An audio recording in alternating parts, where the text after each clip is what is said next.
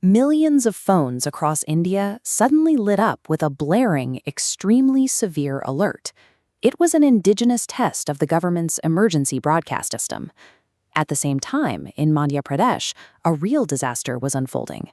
A leisure cruise capsized during a sudden storm, leaving 9 people dead. In Maharashtra, the state announced that taxi and auto drivers would lose their licenses unless they proved they could speak, read, and write Marathi. And in the IPL, Rajasthan Royals captain Riyan Parag faced an official inquiry after a camera caught him vaping in the dressing room.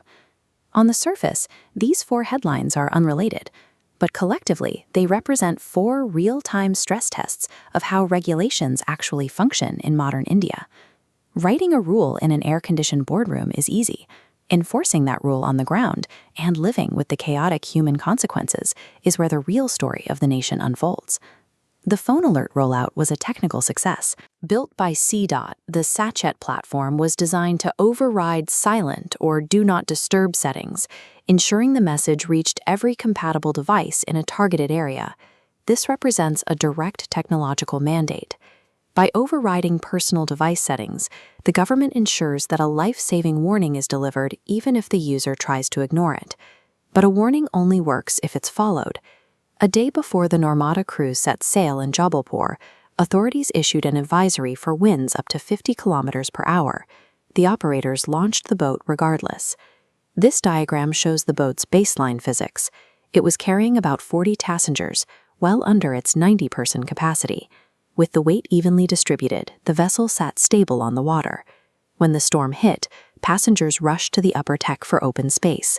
This shifted the center of gravity upward, causing the boat to sway violently and take on water until it rolled over.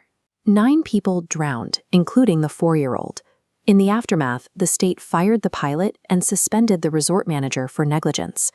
Technology can flawlessly deliver a life-saving text message to your hand, but no institutional policy can force human compliance in the face of nature. Physical safety rules are rigid, but economic rules often have to bend. Maharashtra's transport minister announced that drivers unable to speak, read, and write Marathi would face license revocation. The political pushback was immediate. Leaders in Uttar Pradesh and Bihar criticized the mandate, arguing it threatened the livelihoods of long-term migrant drivers and violated the spirit of national unity. This chart shows the economic reality behind the protest. Uttar Pradesh and Bihar account for 37% of India's total workforce, with many laborers heading to Maharashtra to work as taxi or auto drivers. Facing this pressure, the government backed down. They replaced the strict deadline with a 100-day training period, focusing on functional language rather than formal writing tests. Top-down cultural mandates often fracture when they collide with the hard mathematics of a federal economy. Some rules define culture itself.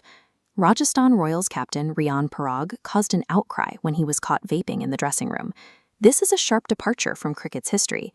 Decades ago, smoking was heavily sponsored, and legends like Shane Warne lit up on stadium balconies to build a sense of sporting mystique. Under the modern BCCI Code of Conduct, this behavior is now categorized as conduct that brings the game into disrepute. The incident has raised questions about the internal oversight of the Rajasthan Royals. It was the team's 2nd dressing room violation this season, following a penalty for a manager using a mobile phone during a game. Institutional control now extends into the cultural realm. The BCCI has successfully shifted the perception of what a player does in private, transforming a once celebrated habit into a punishable breach of conduct. A forced phone alarm, an ignored storm warning, a delayed language test, a dressing room fine. Indian institutions are steadily tightening their regulatory grip across every sector of daily life. Yet, as we saw in Jabalpur and Maharashtra, directives on paper do not guarantee safety or ensure social harmony. Effective governance depends on cultural buy-in and a deep understanding of the human element. Without those, a rule is simply a directive that the public has yet to accept.